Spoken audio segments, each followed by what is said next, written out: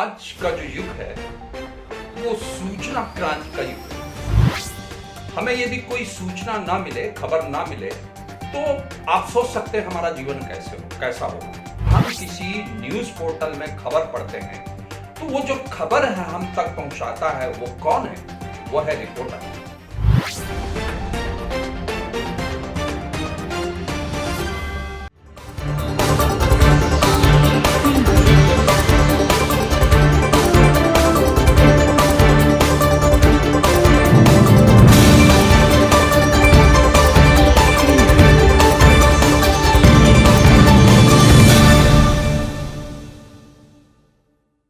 नमस्कार।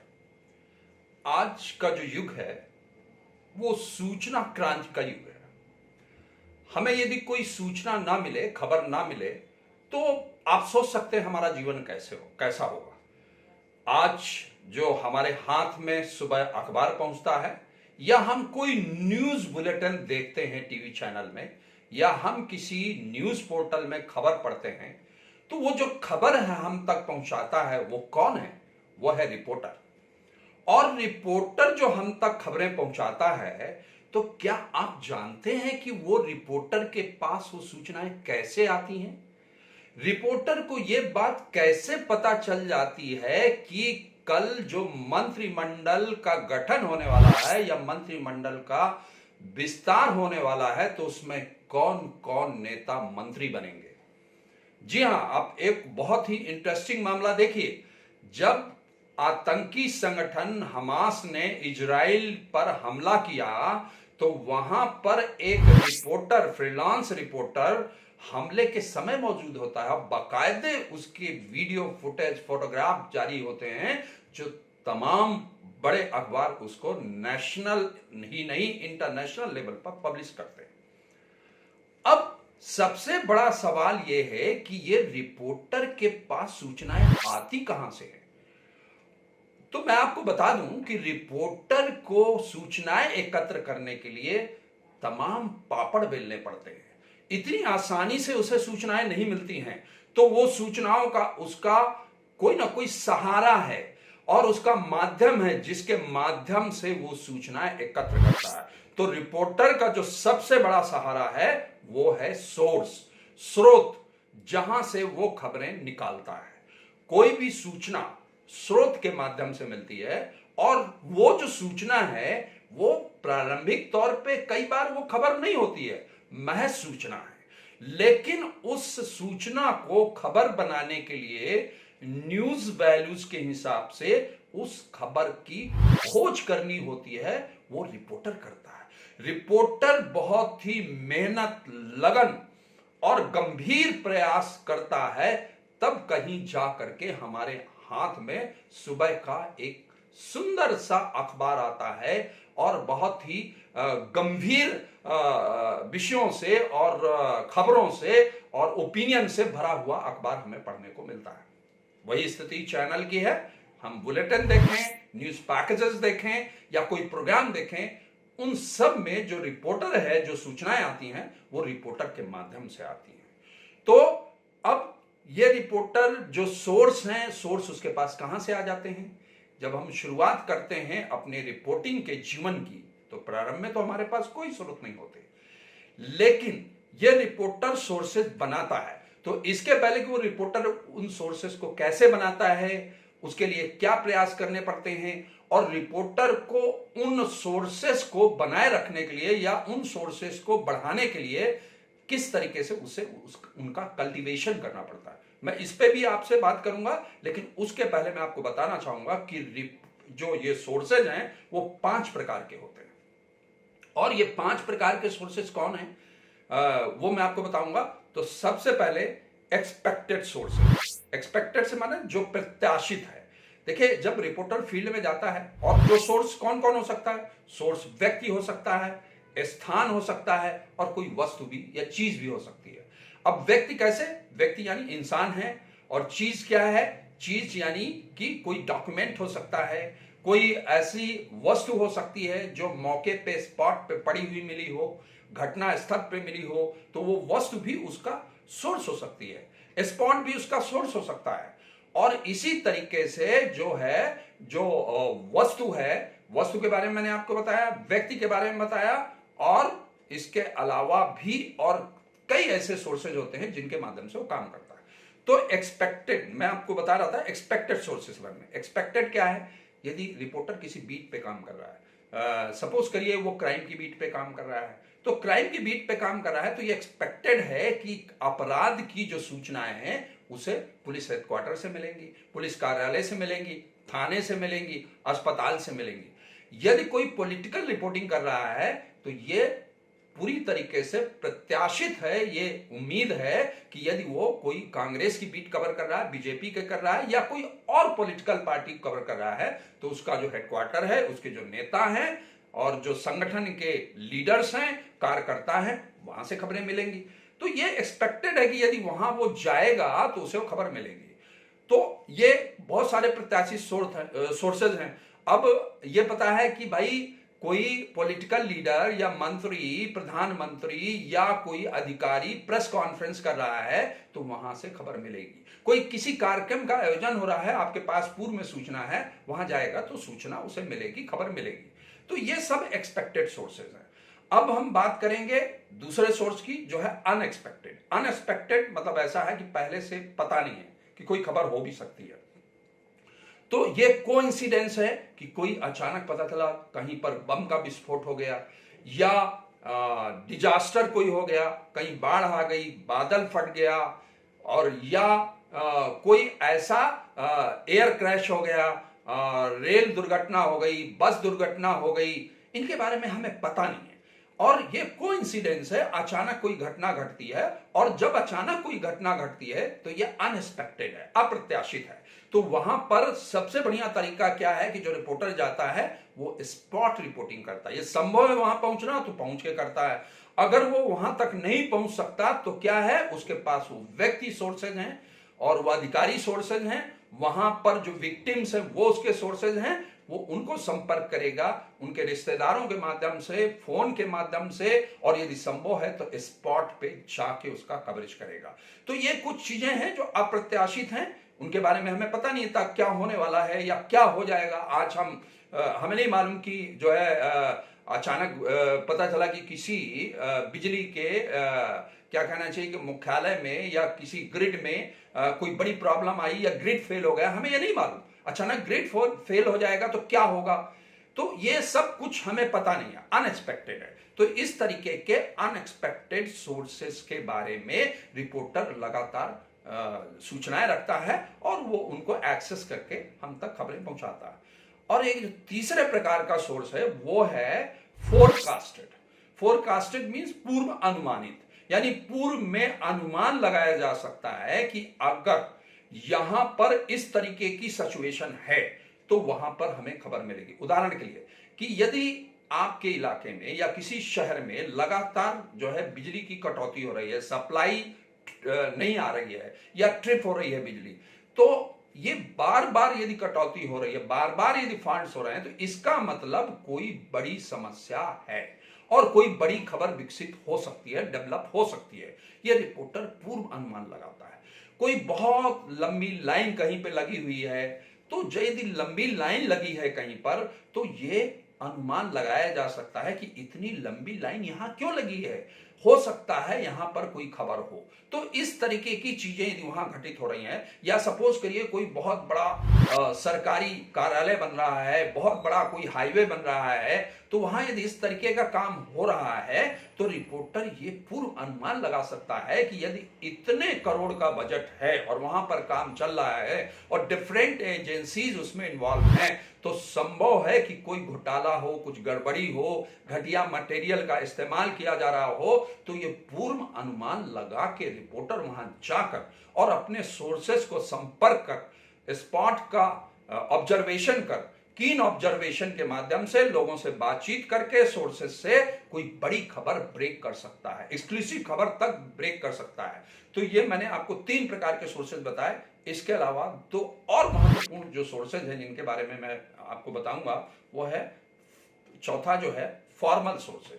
अब फॉर्मल और इनफॉर्मल, 5वां है इनफॉर्मल। तो ये फॉर्मल सोर्सेज क्या है? फॉर्मल सोर्सेज ऐसे सोर्सेज हैं जिनको रिलायबल सोर्सेज के नाम से जाना जाता है। और फॉर्मल क्यों है? क्योंकि वो अधिकारी है, नेता है, अभिनेता है, हेड ऑफ द डिपार्टमेंट है, मंत्री है, प्रधानमंत्री है, यानी ऐसे लोग, ऐसे अधिकारी, ऐसे जो है पदाधिकारी जो मीडिया को सीधे सीधे सूचनाएं दे सकते हैं।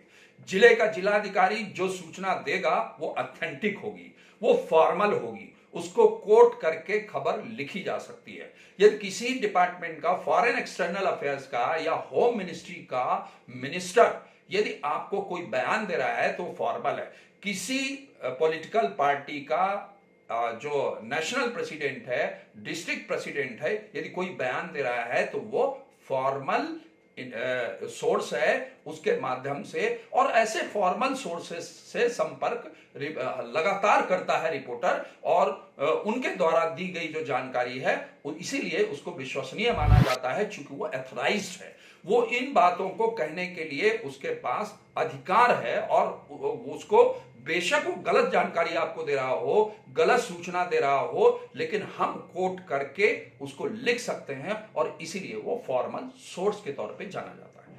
अब जो पांचवें प्रकार का सोर्स है, इनफॉर्मल सोर्स के बारे में बात करूंगा मैं। इनफॉर्मल सोर्स यानी ऐसा सोर्स है जो एथराइज तो नहीं है प्रेस को बयान देने के लिए, लेकिन मैक्सिमम सूचनाएं उसी से मिलती हैं। देखिए, जो रिपोर्टर है जब फील्ड में काम करता है तो उसे अपने जो सोर्सेज हैं वो संतरी से लेकर मंत्री तक, यानी सभी से संबंध रखने हैं। उसको ड्राइवर से संबंध रखना है, उसको संतरी से रखना है, उसको गार्ड से रखना है, उसको ड्राइवर से संबंध रखना है, मंत्री जी से रखना, मंत्री जी के पीए से रखना है, पीएस से रखना है। यानी कहने का मतलब यह है कि उसके जो सोर्सेज हैं, ऐसे तमाम लोग सोर्सेज हैं, अधिकारी, अभिनेता और ऐसे नेताओं के अलावा जो उनको मैक्सिमम सूचनाएं देते हैं। और जो मैक्सिमम इंफॉर्मेशन या खबरें मिलती हैं ऐसे ही सोर्सेज से मिलती है जो इनफॉर्मल सोर्सेज है। लेकिन चूंकि ये जो इनफॉर्मल सोर्सेज हैं ये अथराइज्ड नहीं है, इनको हम सीधे कोट करके खबरें नहीं लिख सकते, इसलिए ऐसे सोर्सेज को अनरिलायबल सोर्सेज भी कहा जाता है, यानी अविश्वसनीय। अविश्वसनीय कहा जाता है तो इसका मतलब ये कहता ही नहीं कि ये सोर्स यदि अविश्वसनीय है तो हम इन खबरों को महत्व नहीं दें। तो उसका तरीका क्या है? जो ये इनफॉर्मल सोर्सेज है, इनके द्वारा जो मिली जानकारी है, उस जानकारी को हम फॉर्मल सोर्सेज के माध्यम से वेरीफाई करते हैं। ये सपोज करिए हमें एक जानकारी मिलती है कि कोई मंत्रियों की बैठक चली है या मंत्रिमंडल की बैठक चली है। उस मंत्रिमंडल के बैठक में किसी मिनिस्टर ने दूसरे मिनिस्टर को कोई अपशब्द कहे या हाथापाई हो गई, लेकिन वो सूचना बाहर नहीं आई। लेकिन वहां पर कोई ऐसा अटेंडेंट था जिसने सूचना दी कि भाई ऐसी से ऐसी घटना हो गई। जैसे मैं उदाहरण के लिए आपको बताऊं कि एक उत्तर प्रदेश के लक्ष्मीकांत वाजपेयी जी थे और ये उत्तर प्रदेश भवन पे एक बैठक चल रही थी। उस दौरान जो गौतम बुद्ध नगर के जिले के सांसद थे, वहां पर और भी जिले के नेता थे गौतम बुद्ध नगर के।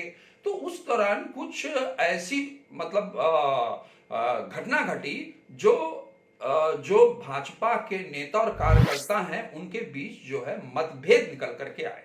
और मुझे ये सूचना किसी कार्यकर्ता ने दी कि उस समय मैं दैनिक जागरण का ब्यूरो चीफ था गौतम बुद्ध नगर में। तो मुझे सूचना दी कि भाई आज जो भाजपा के प्रदेश के अध्यक्ष हैं उनके समक्ष इस तरह जो है नेताओं के बीच में आपस में जो है मन मुटाव हुआ, मतभेद हुए, गर्मा गर्मी हुई और यहां तक कि हाथापाई की स्थिति आ गई। अब ये जो सूचना है हम सीधे सीधे नहीं लिख सकते थे जब तक हम इसे वेरीफाई न कर ले, पुष्ट ना की। तो मैंने कुछ फॉर्मल सोर्सेस के माध्यम से जो ऑथराइज्ड हैं मीडिया को बयान देने के लिए, प्रेस को बयान देने के लिए, ऐसे लोगों से मैंने इस खबर की पुष्टि की और पुष्टि की। लेकिन उस फॉर्मल सोर्स ने कहा कि कृपया मेरा नाम कोट ना करें, आपकी सूचना एकदम सही है। तो जब सूचना एकदम सही है तो हम विश्वसनीय स्रोतों के माध्यम से, सूत्रों के माध्यम से ऐसी खबर जारी करते हैं। आपने कई बार देखा होगा अखबार में, न्यूज पोर्टल्स में, चैनल्स में, जिसमें बताया जाता है कि सूत्रों के माध्यम से ये जानकारी मिली। तो यही इसका रीजन है, जो सूत्रों के माध्यम से जानकारी मिलती है। तो कहा भी यही जाता है कि जो सबसे अच्छा रिपोर्टर वही है जिसके पास मैक्सिमम सोर्सेज हैं, सबसे ज्यादा स्रोत हैं, और स्रोत बनाना भी एक कला है। ये स्रोत इतनी आसानी से नहीं बनते हैं। आप क्राइम की रिपोर्टिंग कर रहे हैं, आपके स्रोत अधिकारी बन जाएंगे, फॉर्मल सोर्सेज है इसलिए बन जाएंगे क्योंकि आपका काम है, आपको खबरें निकालनी है, उनके पास हर दिन जाना है, वहां प्रवक्ता भी है, तो आपको फॉर्मल इंफॉर्मेशन मिल जाएगी जो एफआईआर दर्ज हुई। लेकिन यदि आपको एक्सक्लूसिव खबरें निकालनी है, अंदर की खबरें निकालनी है, तो आपको वहां पर सेंध लगानी होगी, ऐसे पुलिस कर्मियों के बीच में जाना होगा, ऐसे कर्मचारियों के बीच में जाना होगा जिनके पास सूचनाओं का भंडार है। आज सूचनाएं हमें बहुत मिलती हैं, और मतलब कहना चाहिए कि this world is flooded with information, लेकिन उन इंफॉर्मेशन का चयन करना और उनको खबरों में कन्वर्ट करना एक रिपोर्टर की बहुत बड़ी कला है।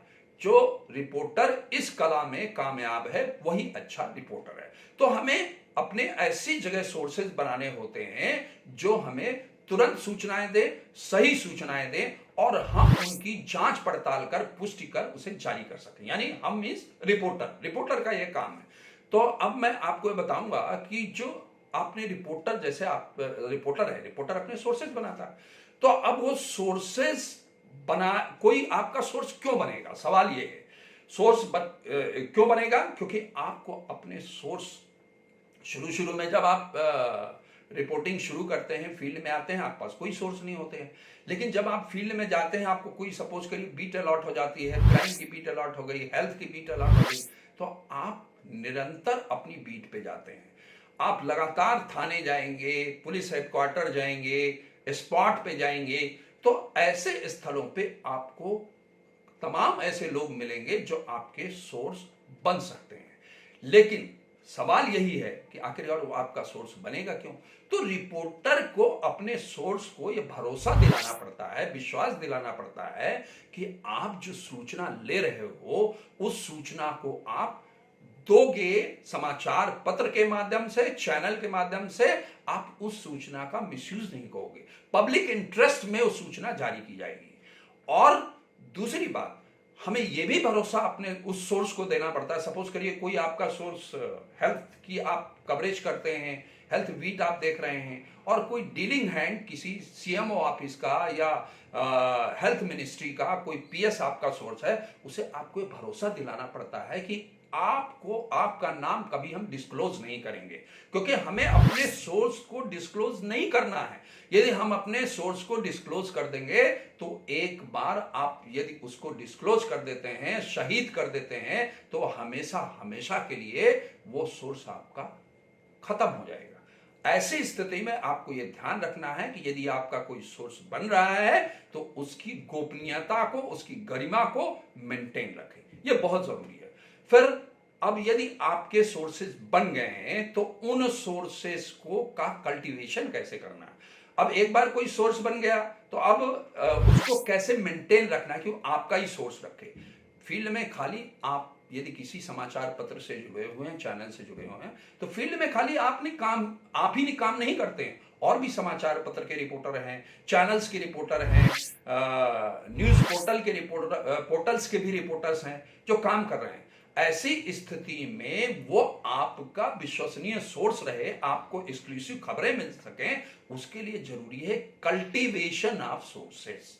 तो कल्टीवेशन ऑफ सोर्सेज है क्या? कल्टीवेशन ऑफ सोर्सेज यही है कि सबसे पहले आपको उससे अच्छे अपने सोर्स से संबंध बनाने हैं, रिलेशन बनाने हैं, उसको भरोसा दिलाना है, और उसके लिए आपको उसकी चाय पीनी पड़ सकती है, उसे आपको चाय पिलानी पड़ सकती है, आपको उसे खाना खिलाना पड़ सकता है, आपको उसका खाना खाना पड़ सकता है। यह डिपेंड करता है कि परिस्थितियां कैसी हैं। तो एक तो यह करना है, उसके सुख दुख को जानना। कोई सुख का अवसर है, आपको इनवाइट करता है, आप उसमें आपको जाना चाहिए। दुख के मौके पे बिना बुलाए जाना चाहिए। आपको भी अपने इस तरीके के सुख दुख के जो अवसर हैं उस पर उसे शरीक करना चाहिए। तो जब वो इस हद तक आप उसे जोड़ेंगे तो आप पे भरोसा कायम होगा। दूसरी बात, आपको यह भी भरोसा उसको दिलाना है कि जो आप काम कर रहे हो समाज हित में कर रहे हो, उसकी जो सूचना है उसका कभी मिसयूज नहीं होगा, आप कभी उसकी सूचना के आधार पर किसी को ब्लैकमेल नहीं करोगे, आप एक ऑनेस्ट जर्नलिस्ट की तरह काम करोगे। तो जब उसको ये पूरी तरह भरोसा हो जाएगा तो वो आपका एक अच्छा स्रोत बनेगा और निसंदेह आपको जानकारियां देगा। मैं एक आपको वाकया सुनाना चाहता हूं कि एक बार ऐसा हुआ कि मेरा एक स्रोत था हेल्थ डिपार्टमेंट में, फरीदाबाद में मैं हेल्थ की बीट देखता था। तो हुआ क्या कि वहाँ का जो डीलिंग हैंड था वो मेरा बहुत अच्छा सोर्स था। मुझे बड़ी बड़ी सूचनाएं वो लीक करता था और मुझे कई बार डॉक्यूमेंट्स भी प्रोवाइड करता था जो मुझे जानकारी चाहिए होती थी। तो एक बार उसके साथ ऐसा संकट आया कि साहब मैं यहाँ का रहने वाला हूँ, स्थानीय निवासी हूँ और मुझको जो है किसी हरियाणा के दूसरे दूर के शहर में मुझे मेरा स्थानांतरण किया जा रहा है, ट्रांसफर किया जा रहा है, मेरी मदद करिए और मेरा जो है ट्रांसफर रुकवाइए। चूंकि मेरा एक बहुत अच्छा सोर्स है, अब यदि मैं ट्रांसफर रुकवाता हूं तो आप कहेंगे ये तो अनैतिक कार्य है, लेकिन मेरा ऐसा मानना है कि ना तो मैं ट्रांसफर रुकवाने के बदले उससे कुछ एक्सपेक्ट कर रहा हूं, मेरी सिर्फ एक एक्सपेक्टेशन है कि मेरा अच्छा सोर्स है और अच्छा सोर्स बना रहेगा, मेरा यही इंटरेस्ट है और यदि वो मेरा सोर्स बना रहेगा तो वो मुझे आगे भी बहुत महत्वपूर्ण सूचनाएं देगा। यही सोच के मैंने अधिकारियों से बात की और उसका ट्रांसफर रुकवाया। इसी तरीके से एक घटना मैं और बताना चाहूंगा। राष्ट्रीय अंधता निवारण कार्यक्रम चलता रहा है, ये सेंट्रल गवर्नमेंट का एक प्रोग्राम है।